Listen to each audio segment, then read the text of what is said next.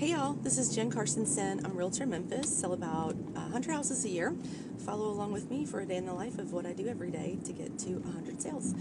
It is 9:44 on my way to a 10 o'clock closing. This closing is the sale of his house. He first reached out to me because he was a past client referral, and the past clients who referred me to him actually have referred, I want to say like 5 or 6 of their friends too. It's been one of the coolest relationships ever. Anyway, so he bought a house and we helped him buy it, obviously. And then he did not need to sell his house in order to buy. So now, once he was all moved in, we sold his house. And it was a cute house in Colonial Acres. And yeah, closing's today. And so our closing gift is, especially if they've lived in the house for a long time, is I'll talk about closing gifts because maybe somebody is going to get some information from this, some value. So for the most part, we do closing gifts that are a watercolor picture of the property, especially if they, raise kids there or live there for a long time. Even if they're moving out of the area, we just found that it's a really nice gesture. And it's like an 8x10 picture, so it's nothing really big, but we put it in, I forgot the name of it, but it's like a clear picture frame. So like it's just like a block, like a clear, anyway, it's in my Amazon store, but we use it. Can't even tell you how much it is, but it's not expensive.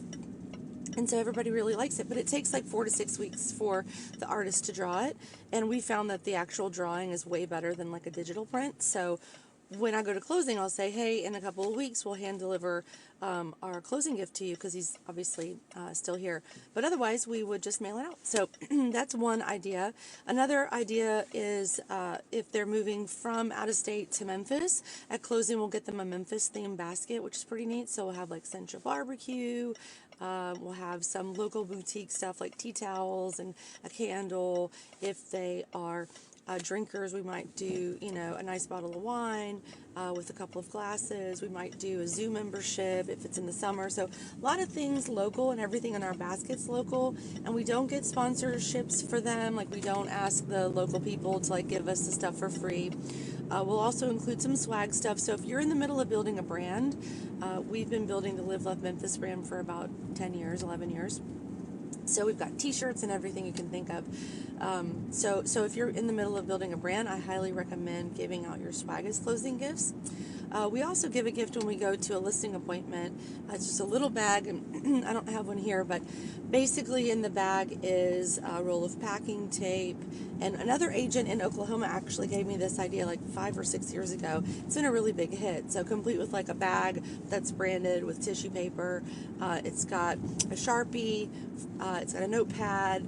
There's some wildflower seeds, random, but wildflower seeds. What else is in there? Oh, a couple of cups that are branded. But I'm thinking about changing it to something that's more practical. Like, obviously they're going to use the packing tape, but our packing tape is branded as well, which is pretty neat. But I'm thinking about using a candle, like a vanilla candle or a cookie smelling candle, branded with our name on it with a sticker. And yeah, with some matches, like the wood matches, because the other kind stink. Anyway, I'm thinking about that. I've talked to my crew about it, and I think we're going to figure out a way to make that happen. But yeah, so on my way to this closing, my day is completely jam-packed, so I'm probably going to do a part 2, because who wants to sit here and listen to a 10-minute video? I mean, some of you are, but anyway. So this is part 1, going to a closing, and then my whole day is jam-packed, so I will check back in a little bit later.